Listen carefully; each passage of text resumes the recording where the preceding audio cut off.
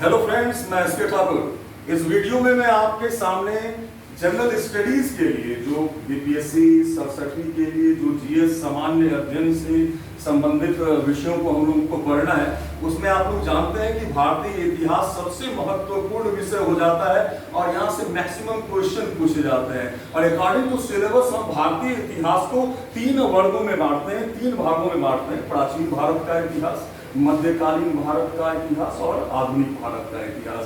इन तीनों से हालांकि सबसे अधिक आधुनिक भारत के इतिहास से प्रश्न पूछे जाते हैं, लेकिन ये कोई ट्रेंड नहीं है। कभी हो सकता है कि प्राचीन भारत के इतिहास से अधिक प्रश्न पूछा जाए या मध्यकालीन से भी। तो आपको जो भी सिलेबस है उसका बहुत ही गहन अध्ययन करना है, कोई शॉर्टकट मेथड नहीं अपनाना है। जो भी जानना है उसके कंसेप्ट को, उससे रिलेटेड फैक्ट्स को आत्मसात करना है। क्योंकि पिछले वीडियो में मैंने बताया था कि ज्ञान याद करने की चीज नहीं होती, ज्ञान आत्मसात करने की चीज होती है। तो चलिए आइए आज हम लोग प्राचीन भारत के इतिहास के संदर्भ में कुछ महत्वपूर्ण बातों को जाने कि यहाँ प्रश्न कहां से पूछे जाते हैं और किस रूप में पूछे जाते हैं। तो आइए हम लोग स्टार्ट करें प्राचीन भारत का इतिहास। प्राचीन भारत का इतिहास। पिछले वीडियो में मैंने बताया था कि इतिहास ऐसी बीती घटनाओं का विवरण होता है जिसका मानवीय महत्व है।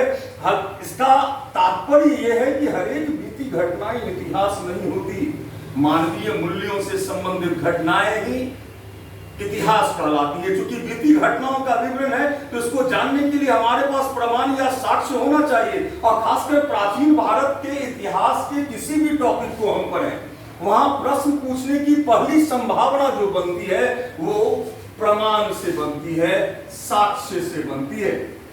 कि आप जो भी टॉपिक पढ़ रहे हैं उसको जानने के लिए हमारे पास क्या प्रमाण उपलब्ध है। और मैंने आपको बताया था कि प्रमाण 2 ही तरह के होते हैं, पुरातात्विक प्रमाण या आर्कियोलॉजिकल एविडेंस या लिखित प्रमाण, रिटन एविडेंस।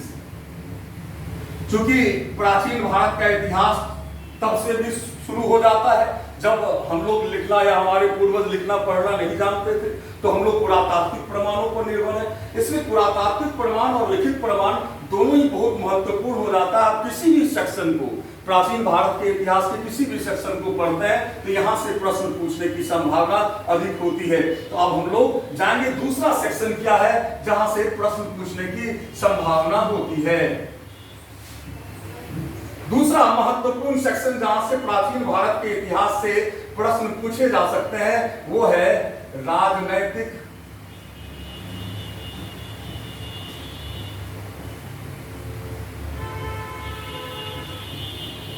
विस्तार। कोई भी सेक्शन अगर आप पढ़ते हैं, चाहे वो सिंधु घाटी की सभ्यता हो, तो आपको जानना होगा कि सिंधु घाटी की जो सभ्यता है वो कहां से कहां तक फैला हुआ था। 12,99,600 वर्ग किलोमीटर में फैला हुआ क्षेत्र। अगर हम उत्तरी छोर की बात करें तो जम्मू कश्मीर में मांडा, दक्षिणी छोर पर महाराष्ट्र में दैमाबाद, पूर्वी छोर पर उत्तर प्रदेश में आलमगीरपुर और उल्लास, और पश्चिमी छोर पर बलूचिस्तान में सुदका गेंडोर। या अगर हम अशोक के साम्राज्य की बात करते हैं या मौर्य साम्राज्य की बात करते हैं, गुप्त साम्राज्य की बात करते हैं, सातवाहनों की बात करते हैं, तो उसका विस्तार क्षेत्र कहां से कहां तक था।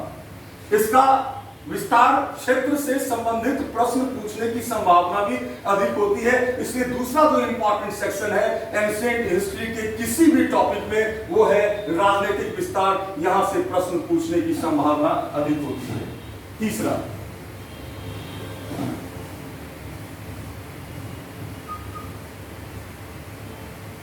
राजत्व के सिद्धांत।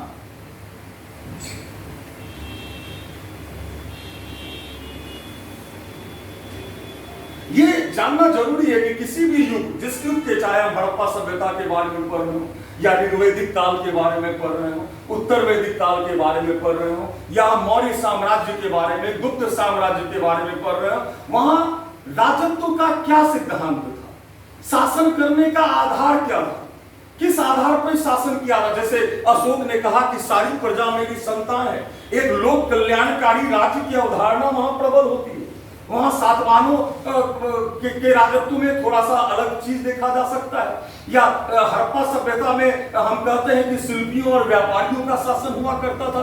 तो हम जिस भी युग के बारे में पढ़े उसके राजत्व के सिद्धांत पर भी हम फोकस करेंगे, क्योंकि यहाँ से प्रश्न पूछने की संभावना भी अधिक होती है। अब नेक्स्ट जो बहुत ही महत्वपूर्ण बिंदु है, जहां से प्राचीन भारत के इतिहास से प्रश्न पूछा जा सकता है, वो है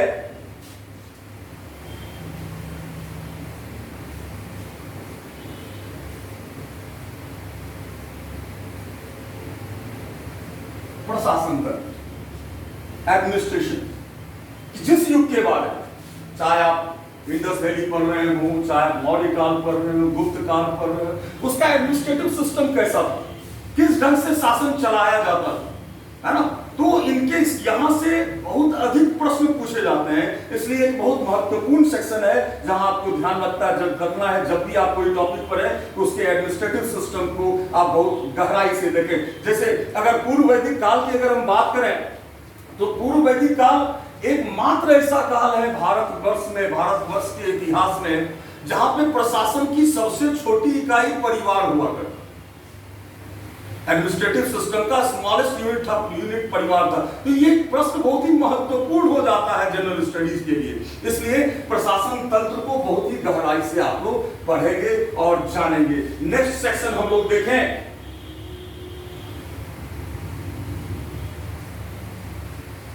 समाज।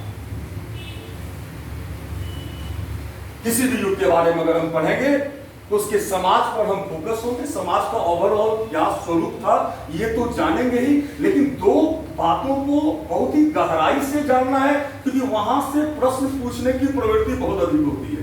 पहला तो तथाकथित छोटे जातियों की स्थिति। नॉर्मली हमारे यहाँ एक प्रथा बन गई है छोटी जाति या बड़ी जाति कहना, जिसका नैतिक अधिकार हम लोगों के पास नहीं है। इसलिए मैंने तथाकथित छोटी जातियों की बात कही।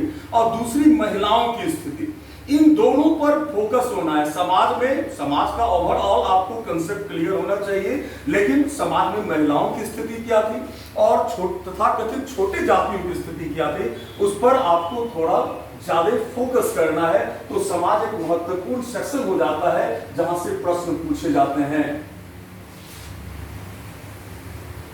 नेक्स्ट,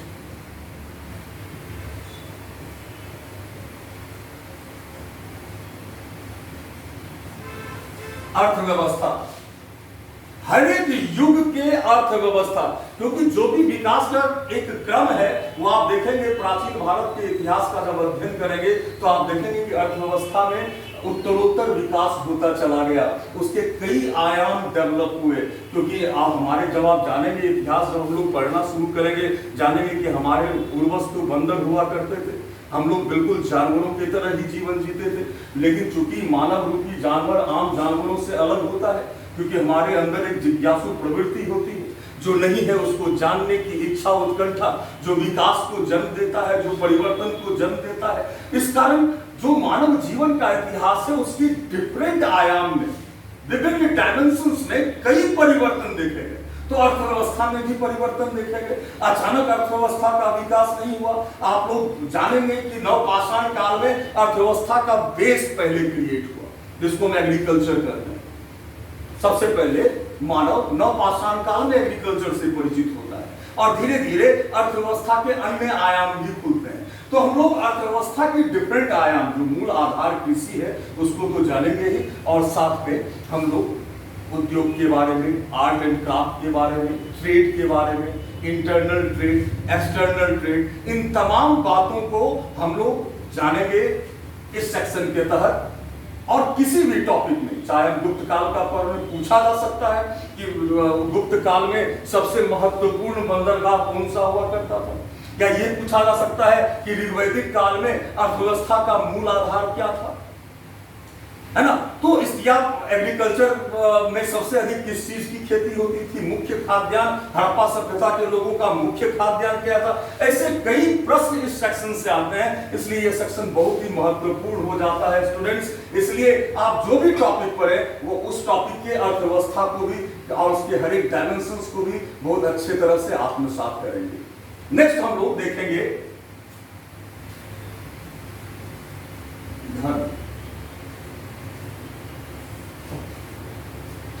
धर्म, हर एक युग में धर्म की क्या स्थिति थी। हालांकि धर्म अभी हमारे समाज में सबसे संवेदनशील मुद्दा हो गया है, और जबकि किसी भी धर्म का उद्देश्य एक ही होता है। हर एक धर्म का उद्देश्य है आत्मा का परमात्मा से मिलन, और इसके लिए मार्ग हर एक धर्म में अलग अलग बताए गए हैं। तो धर्म का स्वरूप क्या था? आज कई तरह का डिस्टॉर्शन भी हुआ है, रूपांतरण भी हुआ है। तो वो क्या धर्म अपने मौलिक स्वरूप में कैसा था और क्यों इसमें परिवर्तन आता चला गया? हम लोग इन तमाम पक्षों को, हर एक युग में धर्म की क्या स्थिति थी, चाहे वो बौद्ध धर्म हो, जैन धर्म हो, इस्लाम हो, सिख हो, ईसाइयत हो, इन सब के विषय में हम लोगों को जानकारी लेनी है। और जिस युग में हम अध्ययन करेंगे, उस युग में धर्म की क्या स्थिति थी, उस पर हम लोग नजर डालेंगे। और यहाँ से भी प्रश्न पूछने की संभावना बहुत अधिक होती है। Last but not least, decline, पतन। स्टूडेंट्स, अगर किसी सभ्यता का उत्थान होता है तो पतन भी अवश्यंभावी सत्य है, और पतन के कारण उसके उत्थान में ही निहित होते हैं। चाहे कोई भी मोनार्की हो, कोई भी युग हो, उसका एक समय एक्सट्रीम उत्थान होता है, धीरे धीरे आप देखते हैं कि उसका पतन हो जाता है। तो हम लोग इस बात को जानने की भी कोशिश करेंगे कि सभ्यता का पतन या इस मोनार्की का पतन, इस राजतंत्र का पतन क्यों हुआ, सफलता के क्या कारण थे, असफलता के क्या कारण थे, पतन के क्या कारण थे। इन सब से संबंधित प्रश्न भी पूछे जाते हैं। तो आप लोगों ने देखा कि प्राचीन भारत के इतिहास में प्रश्न पूछने की जो प्रवृत्ति होती है आयोग की, वो कहां से होती है। और मुझे विश्वास है कि ये वीडियो आप लोगों को बहुत अधिक पसंद आएगा, और आप लोग ऑनलाइन क्लास के माध्यम से भी हमसे डायरेक्ट जुड़ सकते हैं हमारे मार्ग इंस्टीट्यूशन से, जिसके बारे में आपको डिटेल बताया जाएगा। और अगर आप ऑफलाइन क्लास भी लेना चाहते हैं और यहाँ आकर हमारे सामने पढ़ना चाहते हैं, तो जब भी सरकार का निर्देश आएगा तो आप लोग मार्ग कोचिंग इंस्टीट्यूट बोरिंग रोड में आकर आप लोग क्लास ले सकते हैं। तो आशा करता हूं कि यह वीडियो आप लोगों को पसंद आएगा, और नेक्स्ट वीडियो में मैं प्राचीन भारत के इतिहास को पढ़ाना प्रारंभ करूंगा, और सबसे पहले प्राक इतिहास के संदर्भ में मैं आपको जानकारी दूंगा। धन्यवाद।